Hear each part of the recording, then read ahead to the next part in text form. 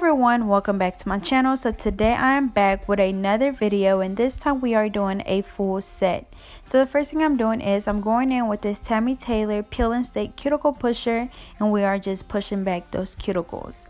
After this, we're going to go back in with our 180 sanding band, which is a fine drill bit or fine sanding band, and we're just removing the shine from the natural nail.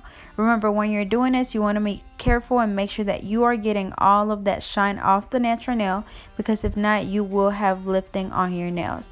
So make sure you get around that cuticle area really good, and then even when you're done, you want to just dust them off, and if there's still any little shiny spots, just go back and file again, because remember, a lot of your lifting will come from not prepping the nail correctly.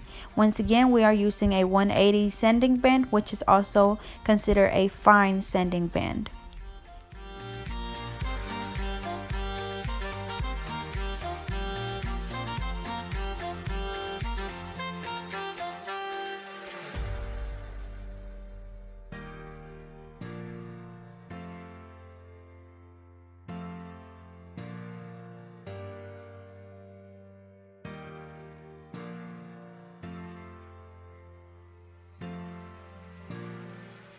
Alrighty y'all, so now we're going to go in and apply the nail tips. So I am using my natural nail tips, and for my glue I am using my KDS glue.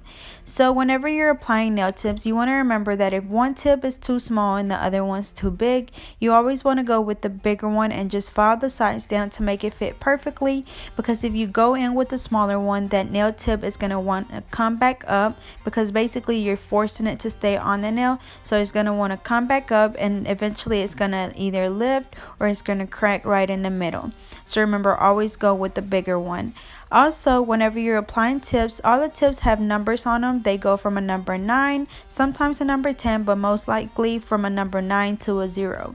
Number 9 will be your smallest tip, and number 0 will be your largest tip. So like a number 9 and an 8 will be for your pinky, and then usually number 0, 1, and 2 are for your thumb, and then the other nail tips are usually for your ring finger, your middle finger, and your index finger. So once again, the smallest nail tip is the biggest number, and your biggest nail tip is your smallest number. Once again, when you're applying nail tips, if one's too small, one's too big, always go with the bigger one and just file it down to where the nail tip fits their nail perfectly.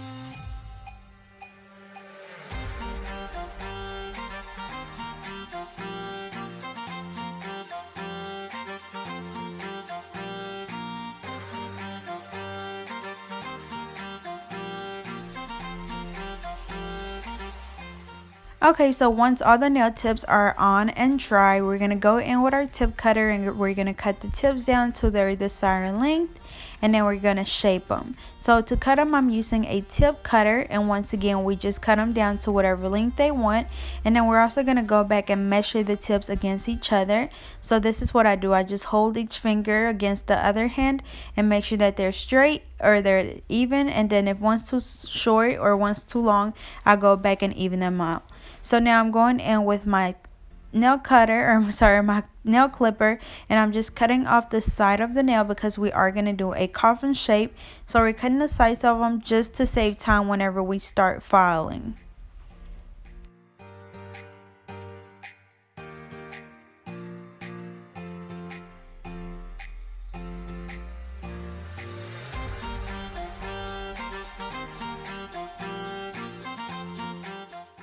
Okay, so now I'm going to go in with my 100-100 nail file, and we're just going to shape up their nails. Once again, this is a 100-100 nail file, and we are doing the coffin shape. So as you can see, I file from side to side, and whenever we clip the tips on the side, as you can see, it's saving a lot of time because they're already kind of shaped into a coffin shape when we cut them, so we don't have to do too much filing. So remember, you take turns from side to side, making sure that you do even files on each side so your nail isn't crooked, and then the tip I file at it 90 degrees angle to make sure that it's nice and even, and then we just blend the tip right in the middle. Once again, we just go from side to side, we file each side, and then we file the tip at a 90 degrees angle so it's nice and straight.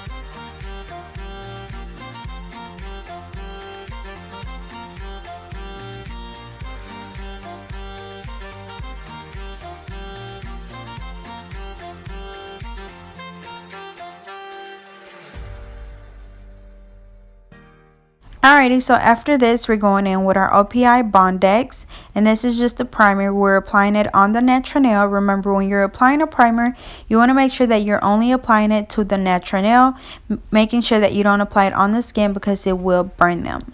So now we are going in with our acrylic application. For this, I'm using my Mia Secret acrylic system, which is my pink powder and my liquid, and I'm using my alpha brush in a number 9. So I applied my first bead right in the middle where the natural nail and the tip meet, and then my second bead I place it right below that one, and we're brushing it all down towards the tip. Remember, when you're brushing, you kind of want to just feather it down. You don't want to brush too hard.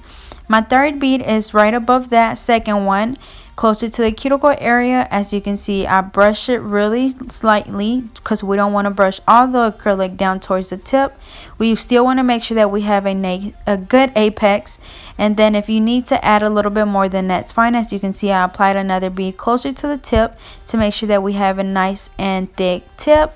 And then remember to work smarter and not harder. You want to make sure that you're not applying too much acrylic to where you're going to have to do a lot of filing.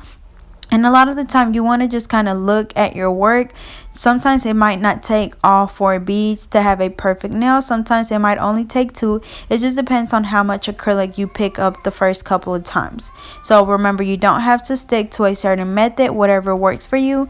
Just pay attention to what you're doing. Look at your nail from different angles, and then you can move on from there.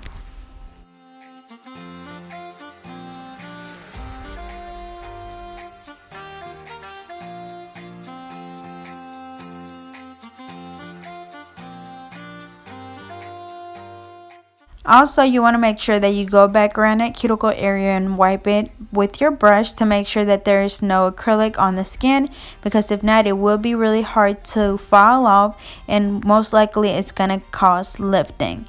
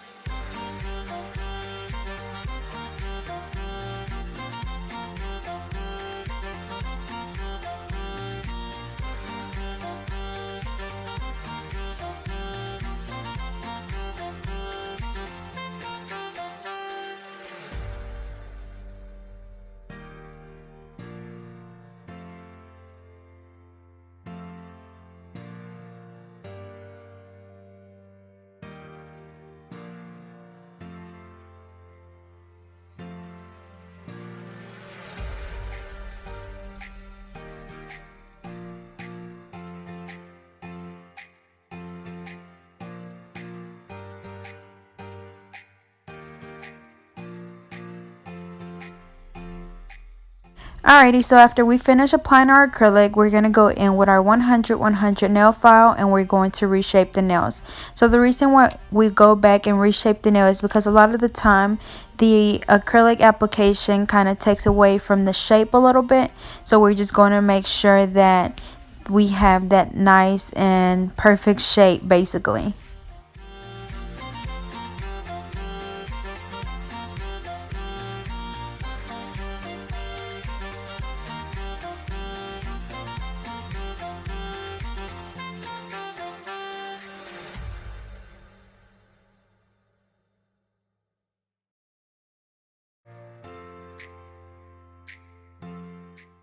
And I actually forgot to do her pinky on this hand, so I had to go back and apply the acrylic. So as you guys know, we place that bead right in the middle where the natural nail and the tip meet.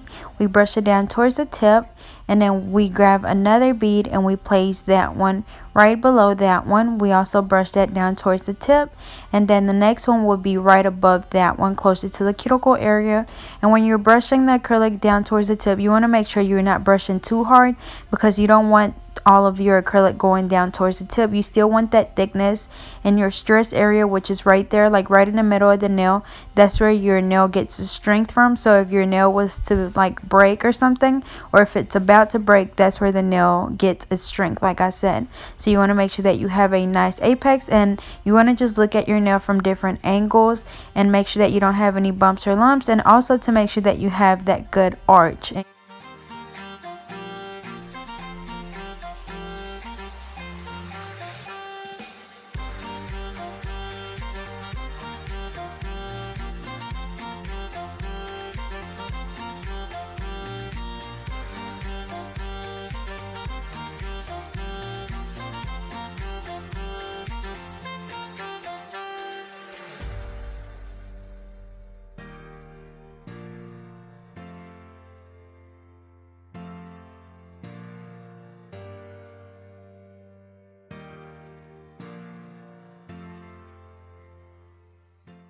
Okay, so after we finish filing the nails or reshaping them, we're going to go in with our fine drill bit, and we're just going to file the nail. As you can see, this is real speed, so I always focus around the cuticle area first. As you can see, I go from one side to the other. I'm using the tip of the drill bit to file around the cuticle area, and then to file around the whole nail, I use the belly or like the middle of the drill bit. So once again, this is a fine drill bit, and I'm just filing the nail. You want to make sure that you file around the cuticle area really good to make sure that you seal it. That way you get no water or anything under the nail. So remember, always focus on that cuticle area. If you do not seal that cuticle area really good, you will get water under there and it will cause your nail to lift. So you want to make sure that you're able to see where the cuticle is, where the natural nail is, and where the acrylics start. And you can kind of tell here, it's a little bit hard to tell because of the dust, but I'm able to see where the natural nail is, where the cuticle is, and where the acrylic is. That way I know that there's no acrylic on the actual skin, which means that I will have no lifting.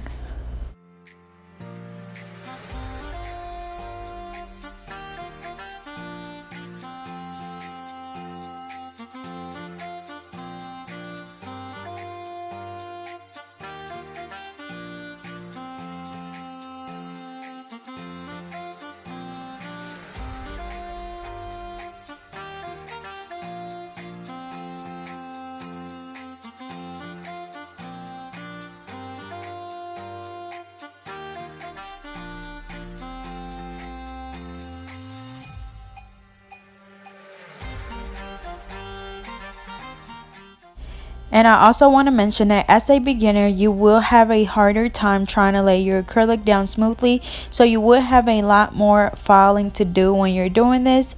So once again, you just use the belly of the drill bit and just file the whole nail, and just look at it from different angles, because sometimes if you just look at your nail from the top, you won't be able to see any bumps or lumps. So look at it from the side or the top, and you'll be able to see if you have any bumps or if you need to go back and file some more.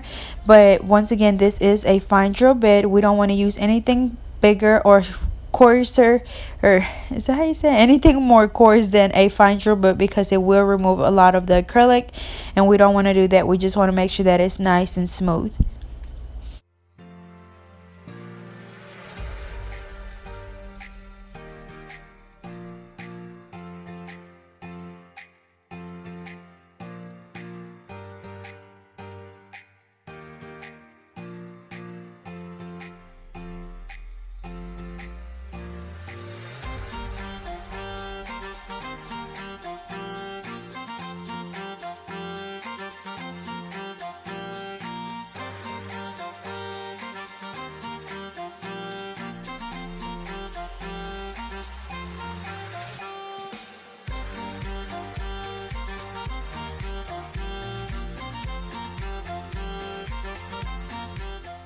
Alrighty, so then after that we're gonna go in with a buffer and we're just gonna buff the nails. So whenever you're buffing the nails, that's just to make sure that the nail is nice and smooth and there's no scratches on the nail. A lot of the time, especially if you use a regular hand file, will leave a lot of scratches on the nail, so you want to make sure you get rid of those, because if not, you will be able to see the scratches through your polish. So you want to make sure that you have a nice and really smooth nail.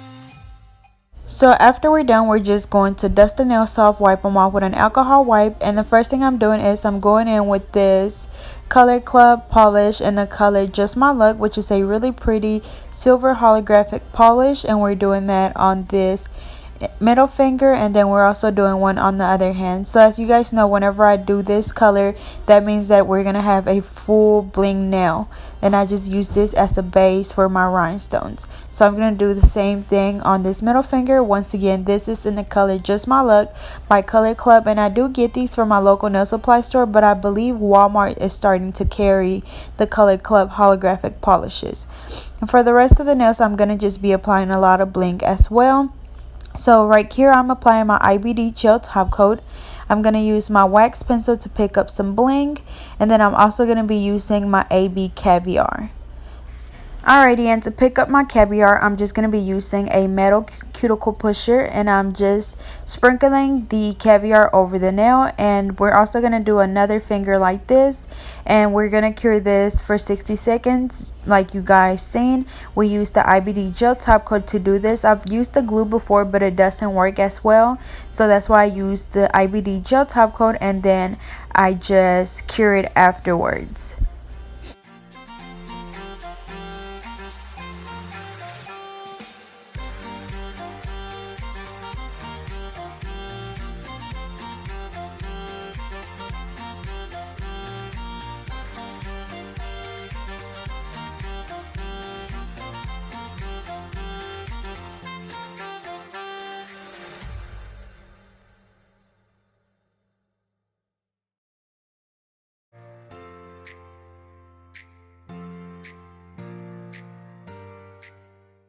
So same technique for this pinky. We're going to do a layer of my IBD gel top coat. We're going to do some rhinestones over it. We're using our SS6, SS12, and then I'm using my wax pencil to pick them up. And then I'm just sprinkling the caviar over the nail.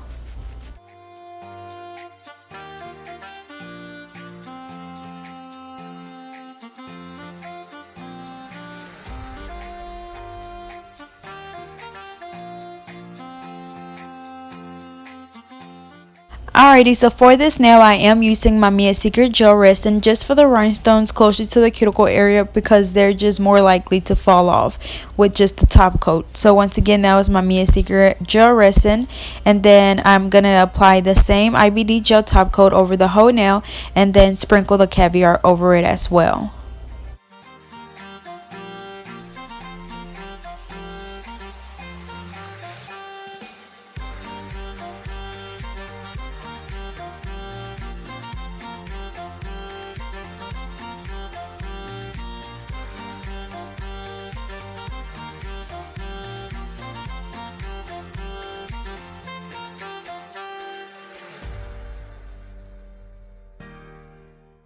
So for the rest of the nails, we're going to be using some bigger pieces like my horseshoe eye bling, and then once again it's my SS6 and my SS12, my Mia Secret Gel Resin, and my wax pencil.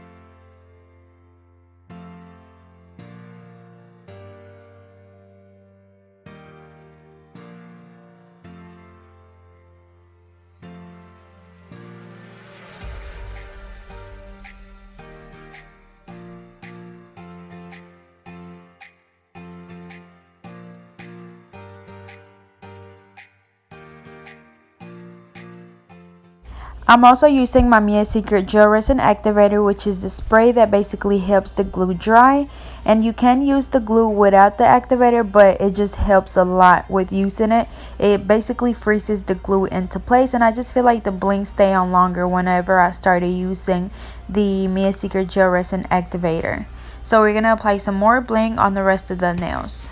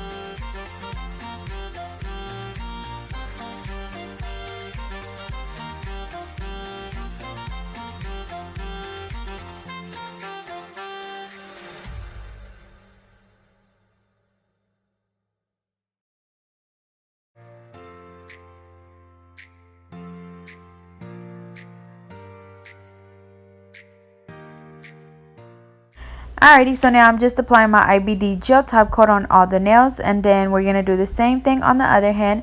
And with the nail with the caviar, I do a light top coat over it, and then as you can see, I go back with my finger and kind of wipe off a little bit. If you do a full top coat over it, it will make the caviar look like plastic. So the reason why I kind of just outline the caviar is to make sure that it stays in place, but with me like wiping away a little bit, it doesn't so much look like just melted plastic. So you want to keep that in mind.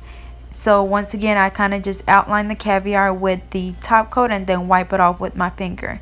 And then I'm also going to go back and just file the edges of the caviar, because as you can see, they do have rough edges.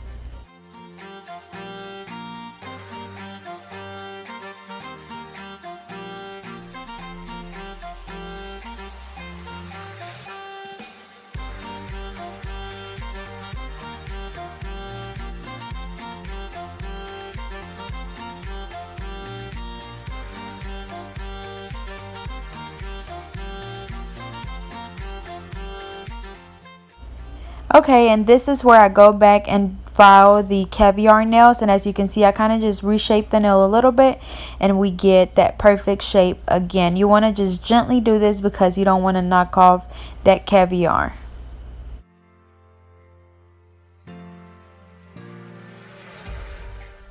Alrighty, so this is the final look. They turned out really pretty. They're so shiny and they are just flawless. So I hope you guys enjoyed. Don't forget to like, comment, and subscribe. Follow me on Facebook and Instagram at GetNailed32, and I'll see you guys next time.